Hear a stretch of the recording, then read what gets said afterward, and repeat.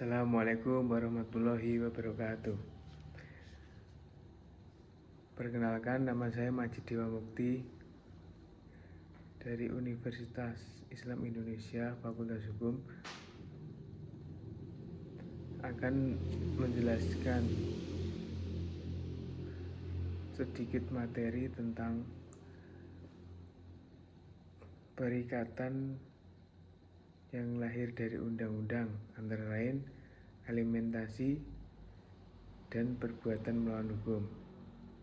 Setelah itu akan menjelaskan juga mengenai perjanjian bernama yang akan membahas perbedaan perjanjian bernama dan tidak bernama dan macam perjanjian pinjam pakai, pinjam meminjam, hibah, dan pemberian kuasa. Pertama-tama saya akan menjelaskan tentang alimentasi. Alimentasi adalah hak dan kewajiban orang tua terhadap anak. Hubungan orang tua dan anak tanpa memandang umur anak dan tak terbatas pada orang tua itu saja, tetapi meliputi pula nenek, pihak ayah, dan ibu. Kekuasaan orang tua adalah kekuasaan kewajiban terhadap anak mereka yang sah dan masih di bawah umur sampai anak tersebut dewasa, dan juga sampai anak tersebut melangsungkan perkawinan. Kekuasaan dan kewajiban menyangkut tentang diri pribadi ataupun mengenai harta kekayaan selama perkawinan berlangsung. Di dalam menjalankan kewajiban, jika orang tua tersebut menjalankan tugasnya tidak secara wajar dan tidak sebagaimana mestinya, maka orang tua tersebut dapat dibebaskan dari kekuasaan orang tua. Selama salah seorang dari ayah dan ibu belum atau tidak dibebaskan dari orang tua, prinsipnya kekuasaan orang tua yaitu: 1. Kekuasaan itu adalah kekuasaan kedua orang tua yang bersifat kolektif. 2. Kekuasaan itu hanya ada selama perkawinan berlangsung. 3. Kekuasaan itu berlangsung selama kewajiban yang harus dipenuhi oleh kedua orang tua terhadap anak-anaknya masih dilangsungkan secara wajar. Dalam undang-undang sebenarnya tidak memberikan perincian. Maksud di sini meliputi semua bidang anak, seperti memberi nafkah, mengenai harta kekayaan si anak, dan menikmati hasil dari kekayaan si anak. Dalam hal ayah tidak boleh melakukan kekuasaan orang tua itu, maka ibulah yang melakukannya. Sedangkan jika ibu tidak dapat melakukan kekuasaan orang tua, maka pengadilanlah yang akan menentukan atau mengangkat seorang wali. Jadi sekalipun asasnya itu sama, akan tetapi sesungguhnya hal itu hanya merupakan kesamaan di atas kertas saja. Sebab yang melakukan kekuasaan orang tua itu adalah bapak. Ketentuan ini diadakan oleh karena ada kekhawatiran bahwa tidak akan ada persesuaian pendapat antara bapak dan ibu, sehingga akhirnya hakimah yang harus turut ikut campur. Kekuasaan orang tua terhadap anak menentukan bahwa selama perkawinan orang tua masih berlangsung, maka anak-anak berada dalam kekuasaan orang tua sampai anak itu menjadi dewasa, selama kekuasaan orang tuanya itu tidak dicabut atau dibebaskan. Dengan demikian, kekuasaan orang tua itu mulai berlaku semenjak anaknya lahir atau semenjak pengesahan anak, dan akan berakhir apabila anak menjadi dewasa, kecuali apabila perkawinan orang tua itu bubar atau kekuasaannya dicabut atau dibebaskan. Kekuasaan terhadap harta benda anak. Kekuasaan orang tua terhadap harta benda anak ini meliputi yaitu 1. Pengurusan, 2. Menikmati hasil, dan selanjutnya pengurusan ada orang tua yang melakukan kekuasaan orang tua, yang pada umumnya pada bapak dengan maksud agar anak itu diwakili dalam segala tindakannya yang masih dianggap tidak cakep. Selanjutnya dalam perikatan yang lahir dari undang-undang yaitu alimentasi, terdapat kesimpulan yaitu 1. Kekuasaan orang tua terbagi 3 bagian. Yang pertama, kekuasaan orang tua terhadap diri anak. Yang kedua, kekuasaan orang tua terhadap harta benda anak.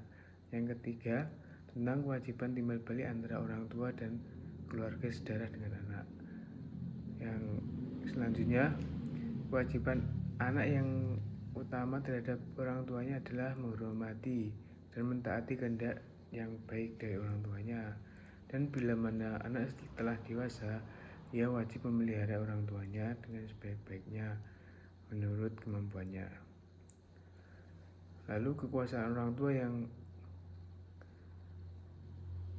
dipecat dikarenakan orang tua tidak menjalankan hak dan kewajibannya sebagaimana mestinya.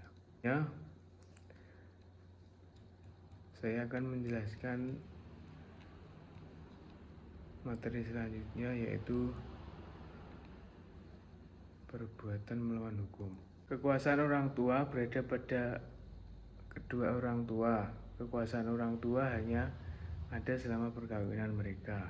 Apabila perkawinan bubar, maka kekuasaan orang tua menjadi hapus. Selanjutnya, orang tua dapat dicabut kekuasaan orang tuanya atau dijelaskan atas alasan-alasan tertentu. Ada alasan tertentu, yaitu kekuasaan orang tua berada pada kedua orang tua. Kekuasaan orang tua itu dimiliki oleh kedua orang tua, yaitu ayah dan ibu, tetapi dilakukan biasanya oleh ayah, kecuali jika ia dicabut atau dibebaskan dari kekuasaan orang tua atau berada dalam keadaan perpisahan, maka barulah ibu yang menjalankan kekuasaan orang tua apabila ayah tidak mampu melakukan kekuasaan itu. Perbuatan melawan hukum. Menurut pasal 1365 KUH Perdata, maka yang dimaksud perbuatan melawan hukum adalah perbuatan yang dilakukan oleh seorang yang karena salahnya telah menimbulkan kerugian bagi orang lain, yang mengharuskan orang lain karena salahnya telah menimbulkan kerugian tersebut untuk mengganti kerugian. Ada 3 kategori perbuatan melawan hukum. Yang pertama, perbuatan melawan hukum karena kesengajaan. Yang kedua, perbuatan melawan hukum tanpa kesalahan, tanpa unsur kesengajaan maupun kelalaian. Yang ketiga, perbuatan melawan hukum karena kelalaian. Unsur dari perbuatan melawan hukum sesuai dengan ketentuan pasal 1365 KUH Perdata, maka suatu perbuatan melawan hukum haruslah mengandung unsur-unsur sebagai berikut. 1. Adanya suatu perbuatan. 2. Perbuatan tersebut melawan hukum. 3. Adanya kesalahan dari pihak pelaku. 4. Adanya kerugian korban. Dan yang kelima, adanya hubungan klausul antara perbuatan dan kerugian. Adanya suatu perbuatan. Suatu perbuatan melawan hukum diawali oleh suatu perbuatan yang sepele, yang perbuatan dari pelakunya. Umumnya diterima anggapan bahwa dengan perbuatan di sini dimaksudkan baik perbuatan sesuatu maupun tidak berbuat sesuatu, padahal dia mempunyai kewajiban hukum untuk membuatnya. Perbuatan tersebut melawan hukum, yaitu perbuatan yang melanggar undang-undang yang berlaku, yang melanggar hak orang lain yang dijamin oleh hukum, perbuatan yang bertentangan dengan kewajiban hukum pelaku, perbuatan yang bertentangan dengan kesusilaan, perbuatan yang bertentangan dengan sikap yang baik dalam bermasyarakat untuk memperhatikan kepentingan orang lain. Adanya kesalahan dari si pelaku. Agar dapat dikenakan pasal 1365 tentang perbuatan melawan hukum, seharusnya mengandung unsur kesalahan dalam melaksanakan perbuatan tersebut. Cakupan unsur kesalahan yaitu meliputi suatu tindakan dianggap oleh hukum mengandung unsur kesalahan sehingga dapat dimintakan tanggung jawabnya secara hukum. Jika memenuhi unsur: 1. Adanya unsur kesengajaan. 2. Adanya unsur kelalaian. 3. Tidak ada alasan pembenar atau pemaaf. Adanya kerugian bagi korban, sehingga kerugian karena perbuatan melawan hukum di samping kerugian material. Jurisprudensi juga mengakui konsep kerugian imaterial yang juga dinilai dengan uang. Adanya hubungan kausal antara perbuatan dan kerugian. Adanya hubungan sebab akibat dalam perbuatan melawan hukum. Contoh perbuatan melawan hukum: 1. Perbuatan melawan hukum berupa ancaman untuk penyerangan dan pemukulan terhadap manusia. 2. Perbuatan melawan hukum berupa pemukulan atau melukai orang lain. 3. Perbuatan melawan hukum berupa penyanderaan ilegal. 4. Perbuatan melawan hukum berupa penyerobotan tanah milik orang lain. 6. Perbuatan melawan hukum berupa pemilikan secara tidak sah benda milik orang lain. 7. Perbuatan melawan hukum berupa perbuatan yang menyebabkan tekanan jiwa orang lain. 8. Perbuatan melawan hukum dengan cara membuat kebisingan. 9. Perbuatan melawan hukum berupa perbuatan persaingan yang tidak sehat dalam berbisnis. 10. Perbuatan melawan hukum berupa kebohongan yang merugikan orang lain. 11. Perbuatan melawan hukum berupa pencemaran nama baik orang. 12. Perbuatan melawan hukum berupa intervensi terhadap hubungan kontrak. 13. Perbuatan melawan hukum berupa intervensi terhadap keuntungan yang prospektif. Itulah materi perbuatan melawan hukum. Selanjutnya saya akan lanjut pada materi selanjutnya, yaitu perjanjian bernama dan perjanjian tidak bernama. Pengertian perjanjian bernama. Perjanjian bernama atau perjanjian khusus adalah perjanjian yang memiliki nama sendiri. Perjanjian tersebut diberi nama oleh pembuat undang-undang dan merupakan perjanjian yang sering ditemui di masyarakat. Secara garis besar, perjanjian yang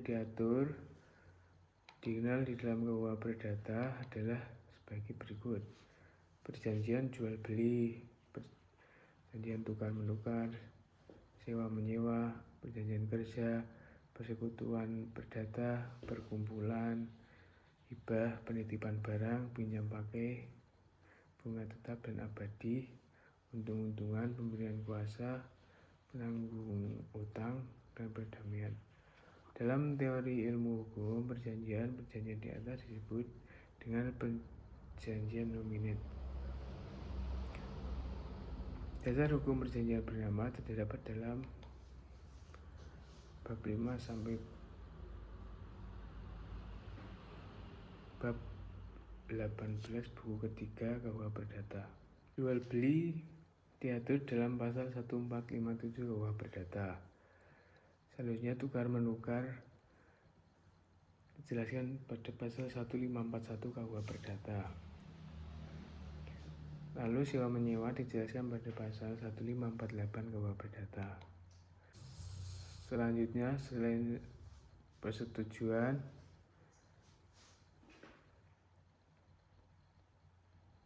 untuk menyelenggarakan beberapa jasa yang diatur oleh ketentuan-ketentuan khusus untuk itu dan oleh syarat-syarat yang diperjanjikan, dan bila ketentuan-ketentuan yang syarat-syarat ini tidak ada persetujuan yang diatur menurut kebiasaan. Ada dua macam persetujuan dengan pekerjaan, yaitu perjanjian kerja dan perjanjian pemborongan kerja, diatur dalam pasal 1601 KUH Perdata. Selanjutnya pada pasal 1618 KUH Perdata berbunyi persekutuan adalah suatu perjanjian dengan mana dua orang atau lebih mengikatkan diri untuk memasukkan sesuatu dalam persekutuan dengan maksud untuk membagi keuntungan yang terjadi karenanya. Selanjutnya pada pasal 1653 KUH Perdata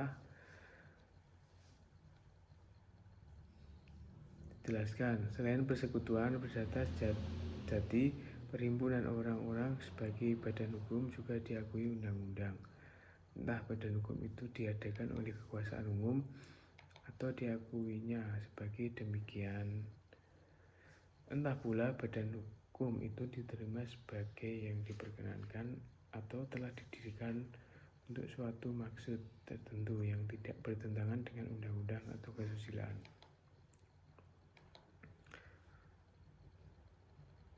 Pada pasal 1666 KUH Perdata berbunyi penghibahan adalah suatu persetujuan dengan mana seorang penghibah menyerahkan suatu barang secara cuma-cuma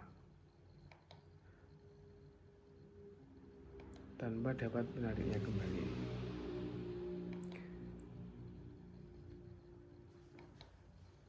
Selanjutnya pasal 1694 KUH Perdata dijelaskan, penitipan adalah terjadi apabila seseorang menerima suatu barang dari orang lain dengan syarat bahwa ia akan menyimpannya dan mengembalikannya dalam wujud asalnya.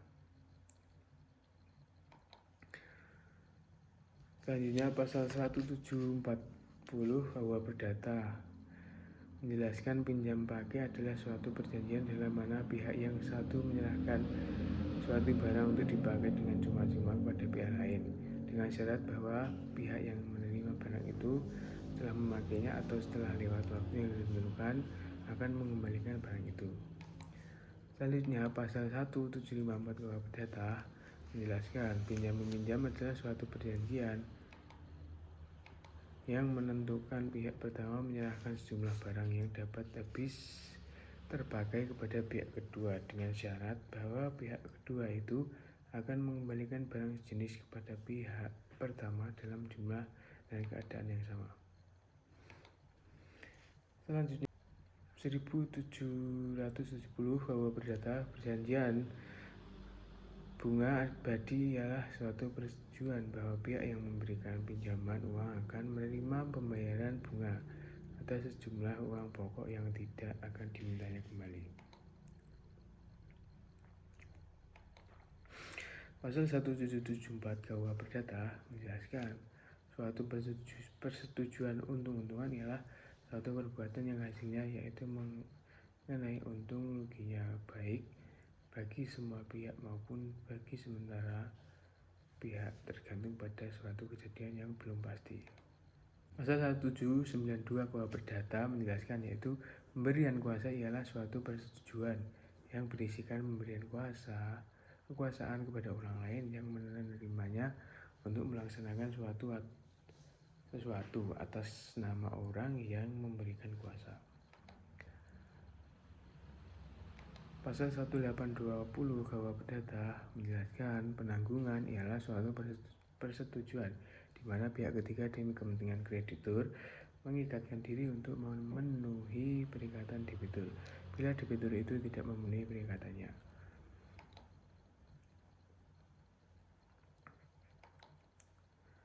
Pasal 1851 KUH Perdata menjelaskan perdamaian adalah suatu persetujuan yang berisi bahwa dengan menyerahkan menjanjikan atau menahan suatu barang.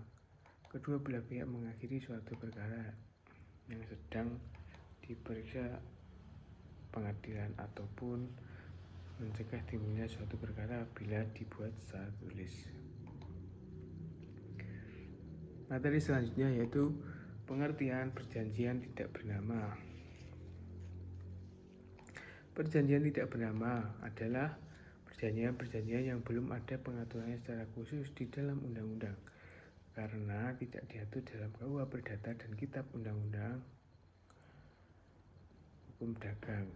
Lahirnya perjanjian ini di dalam praktiknya adalah berdasarkan asas kebebasan berkontrak, mengadakan perjanjian atau parties autonomy. Tentang perjanjian tidak bernama ini diatur dalam pasal 13-19 KUH Perdata, yaitu yang berbunyi semua perjanjian baik yang mempunyai nama khusus maupun yang tidak dikenal dengan suatu nama tertentu tunduk pada peraturan umum yang termuat dalam bab ini dan bab yang lain. Di luar KUH Perdata dikenal pula perjanjian lainnya seperti kontrak, joint venture, kontrak production sharing, leasing, franchise, kontrak karya, beli sewa, kontrak yang lain sebagainya. Perjanjian jenis-jenis ini disebut perjanjian innominate, yakni perjanjian yang timbul, tumbuh hidup dan berkembang dalam praktik kehidupan masyarakat. Keberadaan perjanjian baik nominate maupun innominate tidak terlepas dari adanya sistem yang berlaku dalam hukum perjanjian itu sendiri. Ada suatu contoh perjanjian tidak bernama, yaitu leasing. Di Indonesia leasing lebih sering diistilahkan dengan nama sewa guna usaha. Sewa guna usaha adalah suatu perjanjian di mana lessor menyediakan barang, aset dengan hak penggunaan oleh lessee dengan imbalan pembayaran sewa untuk suatu jangka waktu tertentu. Secara umum leasing artinya equipment funding, yaitu pembiayaan peralatan atau barang modal untuk digunakan pada proses produksi suatu perusahaan baik secara langsung maupun tidak.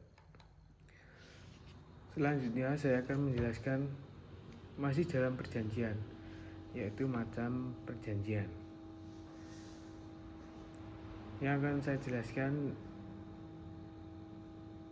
dalam macam perjanjian ini hanya meliputi pinjam pakai, pinjam meminjam, hibah, dan pemberian kuasa. Langsung saja kita jelaskan perjanjian pinjam pakai terlebih dahulu. Pinjam pakai telah diatur dalam pasal 1740 sampai dengan pasal 1753 KUH Perdata. Pengertian dari perjanjian pinjam pakai adalah suatu persetujuan dengan mana pihak yang satu memberikan suatu barang kepada pihak yang lainnya untuk dipakai dengan cuma-cuma, dengan syarat bahwa yang menerima barang ini setelah memakainya yang telah lewatnya suatu waktu tertentu akan mengembalikannya. Ini pasal 1740 KUH Perdata.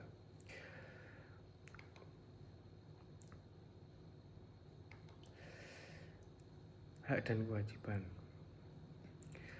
yaitu bahwa kewajiban seorang menerima pinjaman sebagai berikut: menyimpan dan memelihara barang yang dipinjamnya sebagai seorang bapak rumah yang baik, yaitu terdapat dalam pasal 1744 KUH Perdata. Selanjutnya, mengembalikan barang yang dipinjamnya tepat waktu sesuai dengan kesepakatan. Apabila barang yang dipinjam oleh yang menerima pinjaman itu musnah atau rusak, maka ia bertanggung jawab atas musnahnya barang tersebut.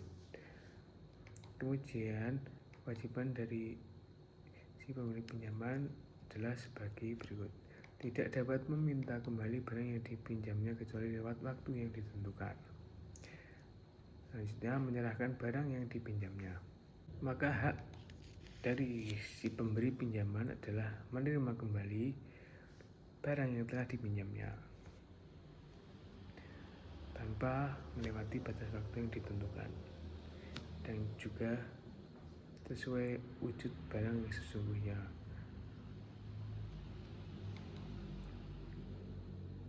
Selanjutnya, perjanjian pinjam-meminjam. Pinjam-meminjam telah diatur dalam pasal 1754 sampai dengan pasal 1762 KUH Perdata. Definisi dari pinjam-meminjam adalah suatu perjanjian yang menentukan pihak pertama menyerahkan sejumlah uang yang dapat habis terpakai kepada pihak kedua dengan syarat bahwa pihak kedua tersebut akan mengembalikan barang sejenis kepada pihak lain dalam jumlah dan keadaan yang sama.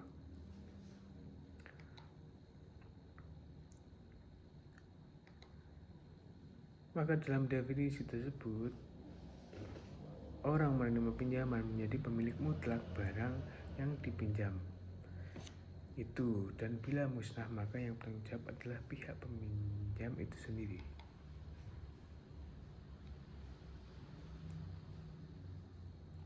Subjek dalam perjanjian pinjam-meminjam adalah pemberi pinjaman kreditur dan penerima pinjaman debitur.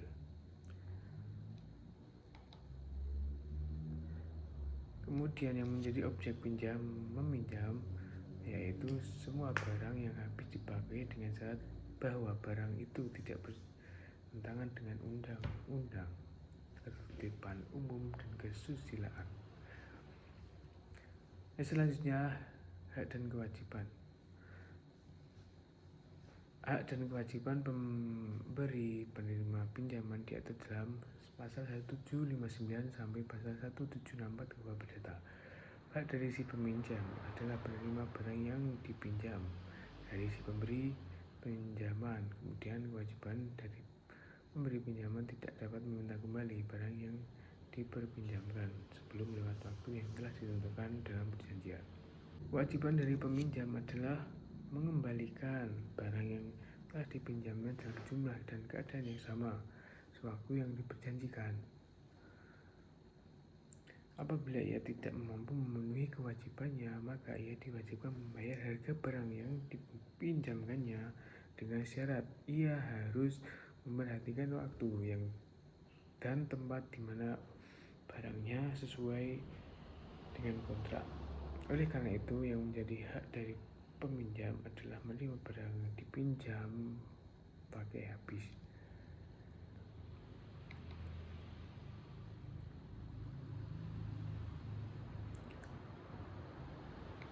Yang selanjutnya saya akan menjelaskan tentang hibah. Pengertian hibah yaitu pemberian dalam hal ini sebenarnya termasuk dalam pengertian hukum, kecuali mempunyai ketentuan hukum sendiri. Pada umumnya proses beri memberi itu terjadi secara terpisah, yaitu tidak terjadi pada saat yang bersamaan, melainkan ada tenggang waktu tertentu sesuai dengan suasana saat itu. Jadi sifat dari pemberian itu adalah umum, karena baik pemberi maupun penerima tidak perlu memenuhi kewajiban tertentu kecuali ada kerelaan para pihak dan tidak melihat status individunya. Terdapat contoh hibah, yaitu hibah tanah, merupakan pemberian seorang kepada orang lain dengan tidak ada penggantian apapun dan dilakukan secara sukarela tanpa ada kontra prestasi dari pihak penerima pemberian, dan pemberian itu dilangsungkan pada saat si pemberi hibah masih hidup. Berbeda dengan wasiat, yang mana wasiat diberikan sesudah si pewasiat meninggal dunia.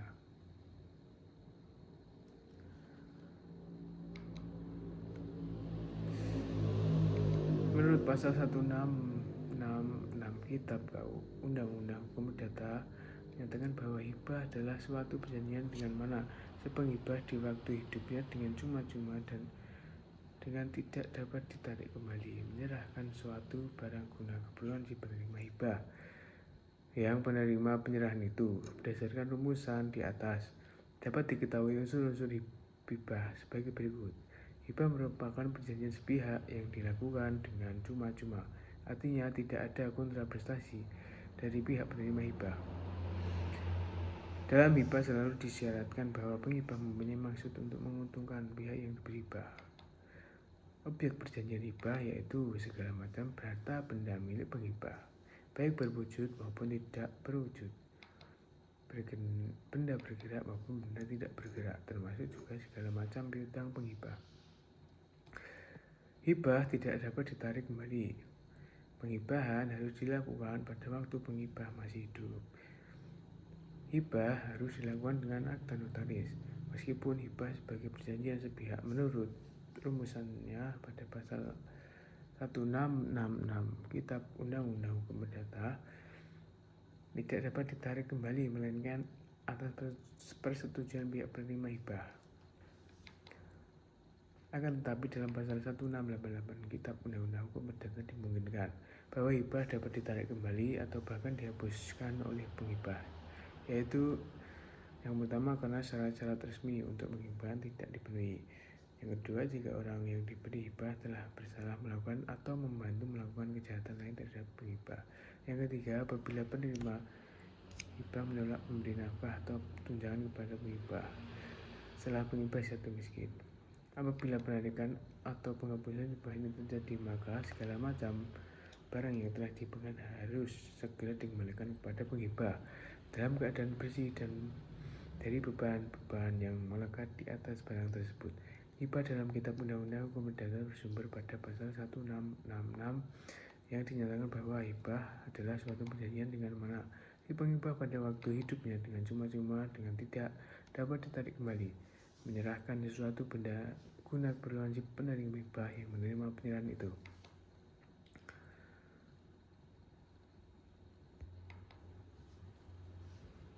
Dalam pasal 1667 Kitab Undang-Undang Hukum Perdata menyebutkan bahwa hibah hanyalah mengenai benda-benda yang sudah ada. Jika hibah itu meliputi benda-benda yang baru akan ada kemudian hari, maka hibahnya adalah batal. Penghibahan ini digolongkan pada apa yang dinamakan perjanjian dengan cuma-cuma. Dasar hukum hibah yang sudah saya jelaskan tadi di awal, salah satunya peralihan hak milik yang telah diatur dalam Kitab Undang-Undang Hukum Perdata. Pengertian hibah sebagaimana dijelaskan dalam ketentuan pasal 1666 Kitab Undang-Undang Hukum Perdata adalah suatu persetujuan dengan mana seorang penghibah menyerahkan suatu barang secara cuma-cuma tanpa dapat menariknya kembali untuk kepentingan seseorang yang menerima penyerahan barang itu.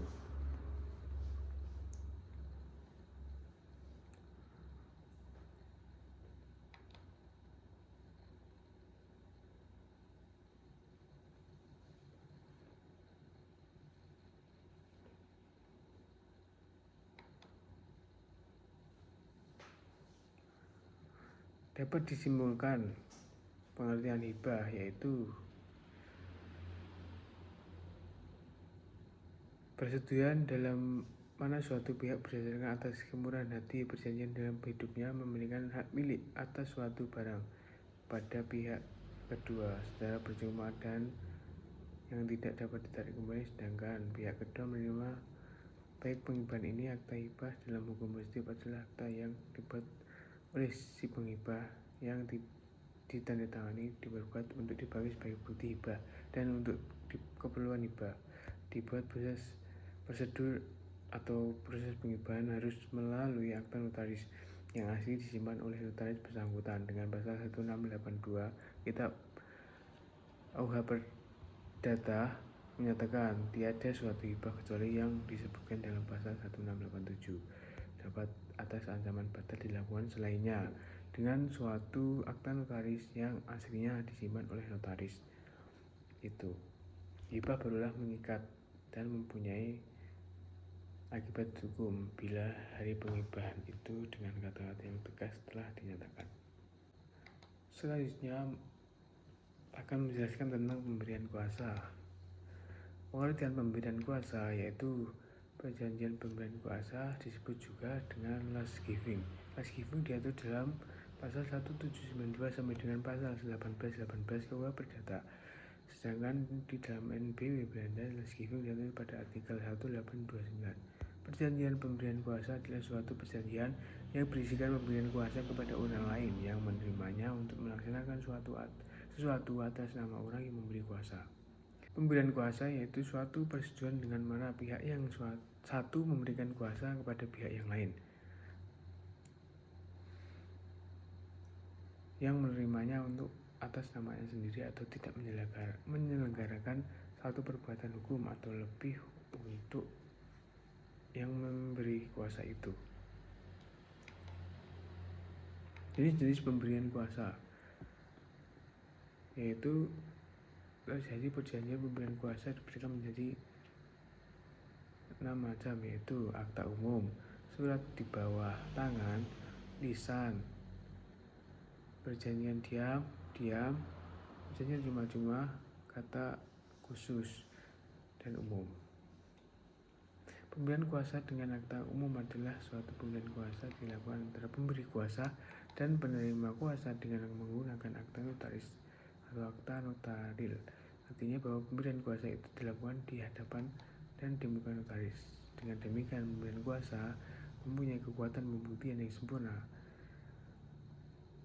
Pemberian kuasa dengan surat di bawah tangan adalah suatu pemberian kuasa yang dilakukan antara pemberi kuasa dengan penerima kuasa.